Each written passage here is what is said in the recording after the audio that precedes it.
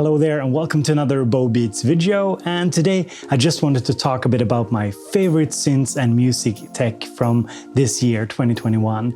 Now of course the year isn't over yet and there are some new cool stuff coming later this year, some of which will be featured here on the channel as well, so if you don't want to miss that, be sure to subscribe. Now last year, 2020, wasn't all that exciting in terms of new gear. It was a much slower year for obvious reasons, but this year has been more exciting, so let's rewind the clock and let me talk about some of my favorites of this year.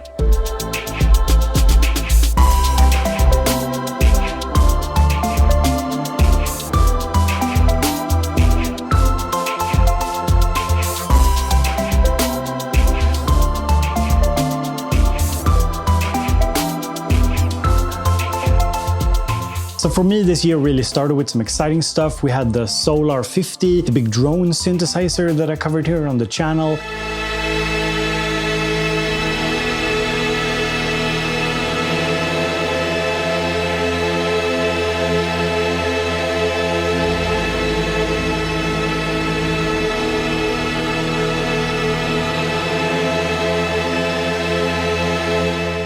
We then had the two new circuits, the Circuit Tracks and Circuit Rhythm.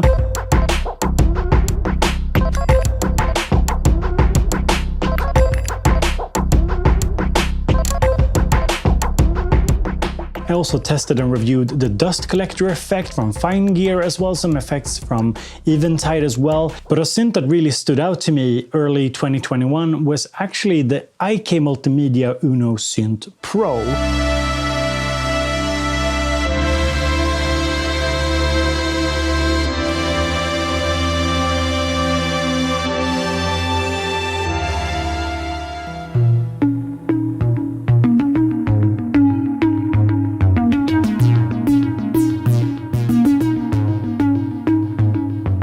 Now this pick might come as a bit of a surprise because I haven't been featuring it a lot here on the channel, and it's also a synth that had a bit of a mixed reception when it was released. I guess for some good reasons. The name is a little weird, it doesn't really look that great on camera. But the keyboard version, which is the one I like the most, is actually very well built and it has some really novel features. I'm personally not a big fan of the desktop unit. I know some people really like it. I just can't get over the very plasticky build quality, but of course you get a lot for your money.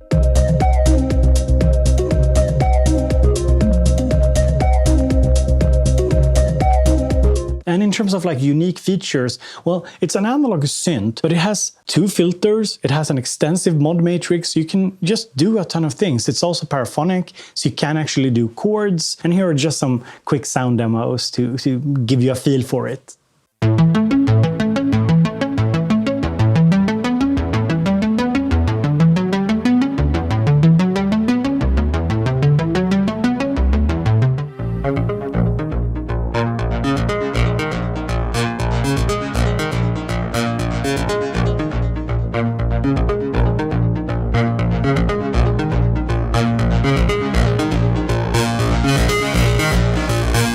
So to me, the Uno Synth Pro is really like an underdog. It's a synth with a lot of unique features, it sounds great, but it's also quite like misunderstood or not well understood by large portions of the community. It also looks a little weird on camera, maybe with the color scheme. It doesn't have that like instant, love at first sight that some synths have, but it's really unique, it's worth checking out, especially if you want something a little bit different. And I don't think I'm surprising anybody here when I say that Maschine Plus is yet again on my best tech list, because it's just my most used piece of equipment in my studio.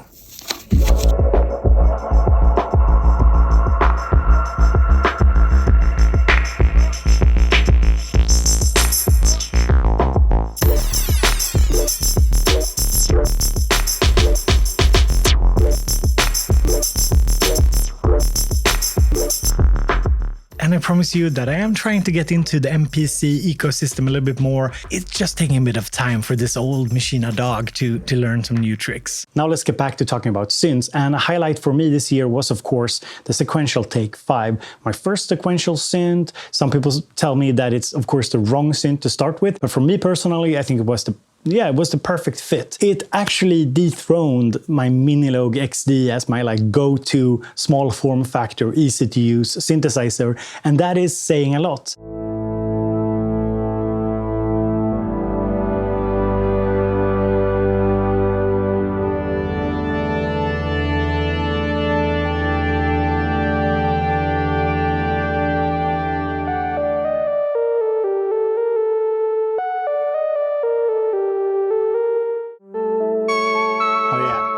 This is the sort of sounds that I really like.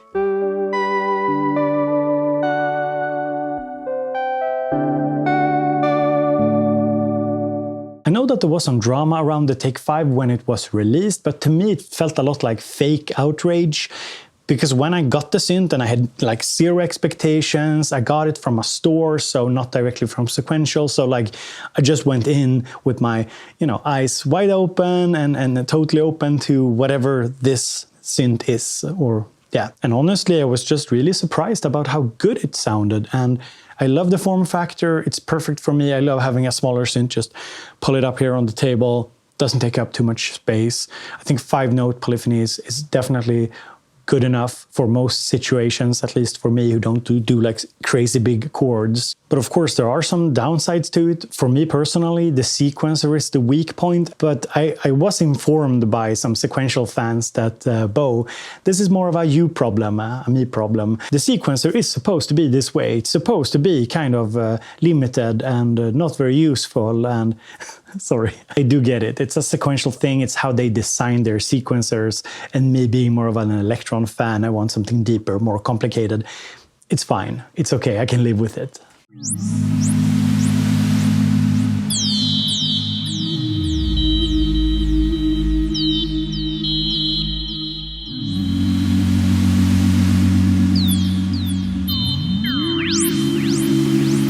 My next favorite of 2021 is probably the most hyped up product this year. It is, of course, the SP404 Mark II. And yeah, let's get over the fact that everybody has one and everybody's done a video on one, because I do get the hype. The SP404 is a cult classic, and Roland really knocked it out of the park with the update to it.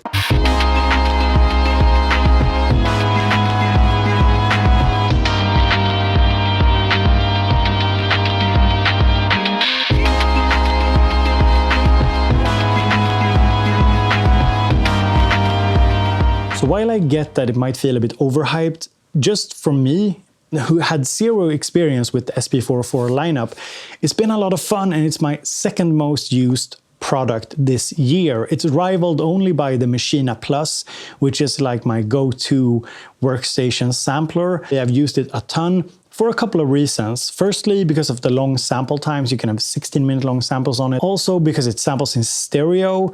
And thirdly, because it's very fun to just load music onto it, chop it up, remix, change it up. Very immediate. I even used the SP to create my next free sample pack that will be out in a week or so. So I'll try and link it down below when it's out. Just sampled a classic synthesizer into it, did all the rough editing on it, because it's quite fast and fun to use, and it doesn't take up a lot of space on your table as well. So I sat at home by the kitchen table with this and made a sample pack. Super fun. And I have a cute bag for it from Crema Cafe. They also make the faceplates for the Digitac that everybody has been asking about.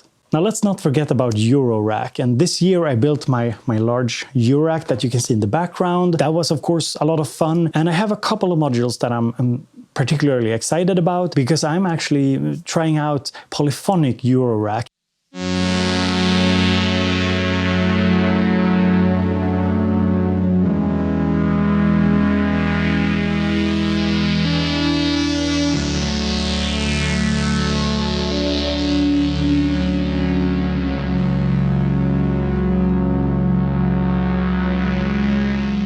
And yeah, I know, I've said that it's not very practical, it's very expensive, I don't really recommend it.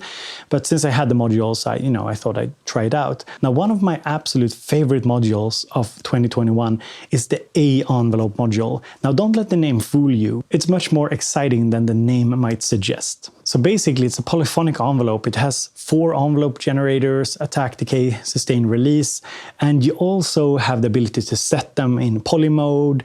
You can also set the scaling when it comes to, say, the attack time, for example. There's also some really interesting modulations of the different stages and some stuff that I really haven't had the time to try yet, but some more advanced features. So definitely a module to check out if you want a really premium envelope generator. Now last year, 2020, I built this studio here, but I didn't finish it until this year. And one piece of equipment that has been super important to me are my new speakers. The Eve Audio SC3070s, and a lot of you have been asking for like a review of them, but I don't really do speaker reviews anymore. I feel it's difficult to convey good information about speakers in a video format, so here's more of a quick rundown why I really like them.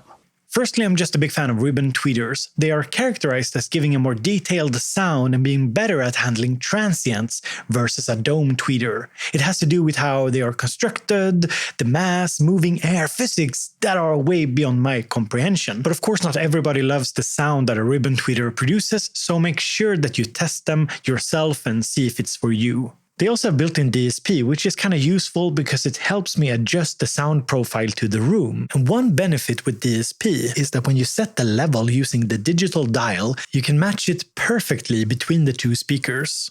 The DSP also lets you EQ the speakers, so you have different settings for the high, mids and lows. As well as a desk filter, which is basically a narrow band EQ. It's also super convenient to use. You basically push the button, you select the filter or EQ that you want, you can then increase or decrease the EQ or filtering that's going on, and then it's set. And I also really like that it's a 3-way monitor. It means that I don't have to use a sub. It gives me a little bit more control over the sound, especially when I can tweak the speakers. So overall, I've been very happy with them. So those were some of my favorites from this year, but the year is of course not over yet.